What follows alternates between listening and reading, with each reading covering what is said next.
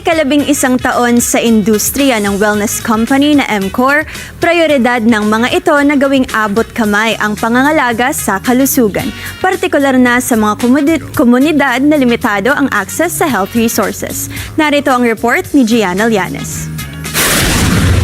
Sa gitna ng lumalaking kamalayan ng mga Pilipino sa kahalagahan ng preventive care, mas dumarami ang mga individual at pamilya na inuuna ang pang-araw-araw na pag-aalaga sa kalusugan kaysa paghihintay na magkasakit bago kumilos.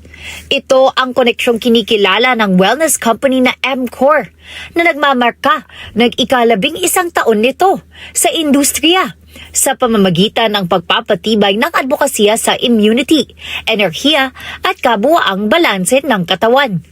Sentro ng kanilang kampanya ang isang supplement na inilalarawan bilang bahagi ng regular na nutrisyon.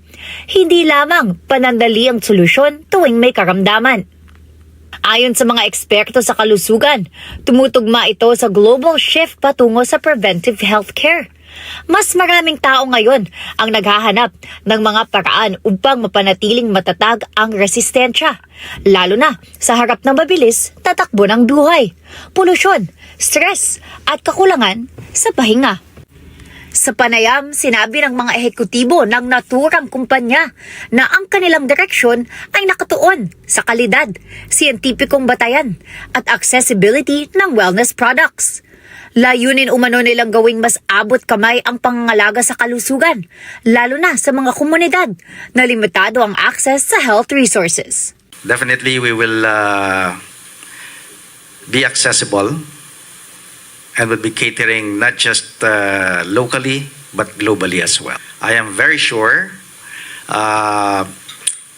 it will reach and improve a lot of lives. Hindi lamang produkto ang itinutulak ng organisasyon, kundi pati edukasyon sa kalusugan.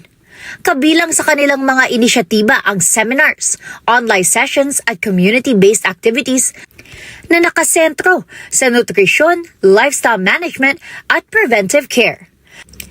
Ayon sa mga tagapagtaguyod nito, mahalagang maunawaan ng publiko na ang pag-iwas sa sakit ay mas mura at mas epektibo kaysa paggamot kapag huli na.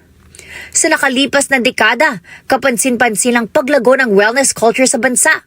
Mas naging bukas ang mga Pilipino sa konsepto ng holistic health. Pinagsasama ang tamang pagkain, ehersisyo, pahinga at supplementation bilang bahagi ng pang-araw-araw na disiplina. Dahil dito, plano nitong palawakin pa ang research at innovation sa mga susunod na taon upang makasabay sa nagbabagong pangangailangan ng merkado. Kabilang sa mga prioridad ang digital access, mas malawak na edukasyon sa komunidad at patuloy na pagpapabuti ng produkto. Para sa maraming Pilipino, ang wellness ay hindi na luho, kundi pamumuhunan sa kinabukasan. Sa panahon na patuloy na hamon sa kalusugan, ang paglipat mula sa reaktibong gamutan tungo sa preventive care ay itinuturing na mahalagang hakbang upang makabuo ng mas matatag at produktibong lipunan. Gianna Llanes para sa Mata ng Agila. Matatag, matapang, matapat.